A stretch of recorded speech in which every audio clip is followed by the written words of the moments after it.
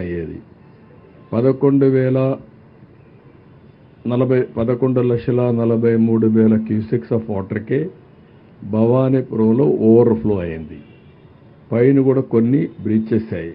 ఇబ్రహీంపట్నం అవతల అక్కడి నుంచి దగ్గర ఇబ్రహీంపట్నం నుంచి మూలపేట వరకు చాలా వరకు నేషనల్ హైవేకి నీళ్లు వచ్చాయి. పక్క గ్రామాలన్నీ మునిగిపోయే పరిస్థితికి వచ్చాయి. అయితే ఇక్కడ ఏదైతే భవానీపురంలో వచ్చిన నీళ్లు మొత్తం కొంత ప్రాంతాన్ని ముంచేశాయి. ప్రధానంగా మనకు వచ్చింది ఇది ఏదైతే ఈరోజు ఇక్కడ మనం అందరం ఇబ్బందులు పడ్డామో దీనికి ప్రధానమైన కారణం బుడమేరు. ఈ బుడమేరు అనేది ఎన్నో సంవత్సరాలుగా ఒక సమస్యగా తయారైంది విజయవాడకి. దీన్ని ఒకసారి చూసినప్పుడు ఈ సింగ్ నగర్ కానీ ఇవన్నీ కూడా చూస్తే బుడమేరుకు రెడ్డిగూడెం నుంచి కోతులవాగని, అదే మాదిరిగా గంగనేని నుండి పులివాగని, మునగపాడు నుంచి భీమవాగని, మాధవరం నుంచి లోయవాగని, గడ్డుమడుగు లోయ ప్రాంతం నుండి దొర్లింత వాగని, ఇలాంటివన్నీ చిన్న చిన్న వాగులన్నీ కలిసి అది బుడమేరుగా వచ్చే అవకాశం వచ్చింది. అయితే 20 సంవత్సరాలుగా విజయవాడ టౌన్ కూడా అభివృద్ధి అవుతా ఉంది. ఆక్రమణలు కూడా పెరిగిపోయినాయి. ఏదైతే ఈ యొక్క బుడమేరు నేరుగా వెళ్ళి కొల్లేరు సదర్స్కు ఈ నీళ్లు పోవాల్సిన అవసరం ఉంది. దానికి కూడా ఈ నీళ్ళన్నీ కూడా అక్కడ ఎర్రవాగు ఉంది, ఆ నీళ్లు కూడా వస్తాయి. దానికంటే కూడా ఈ వాగు నుంచి వచ్చే నీళ్లు అక్కడ ఉపయోగపడతాయి.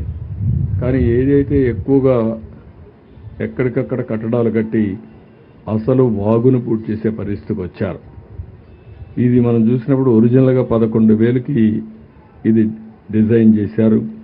ఇప్పుడు 70,000 క్యూసెక్స్ ఆఫ్ వాటర్ వచ్చే పరిస్థితి వచ్చింది.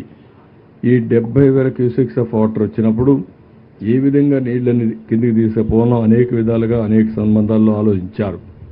1970లోనే దీన్ని రిపేర్ చేయాలని కొంత ప్రయత్నం చేశారు, ఎక్స్పాండ్ చేయాలనుకున్నారు.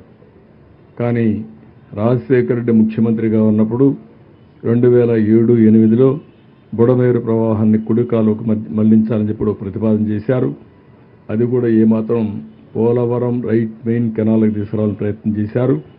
అది కూడా ప్రారంభించి మధ్యలోనే వదిలిపెట్టారు.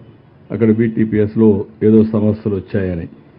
ఆ తర్వాత మనం చూస్తే దీని మీద ఒకేసారి వెలగలేరులో రెగ్యులేటరీ ఒకటి కట్టారు. అది కూడా చిన్న రెగ్యులేటర్, ఇన్ని నీళ్లు కూడా పట్టావు, ఏదైనా ఉంటే కొద్దిగా ఫ్లడ్ మేనేజ్మెంట్ చేయడానికి కట్టారు.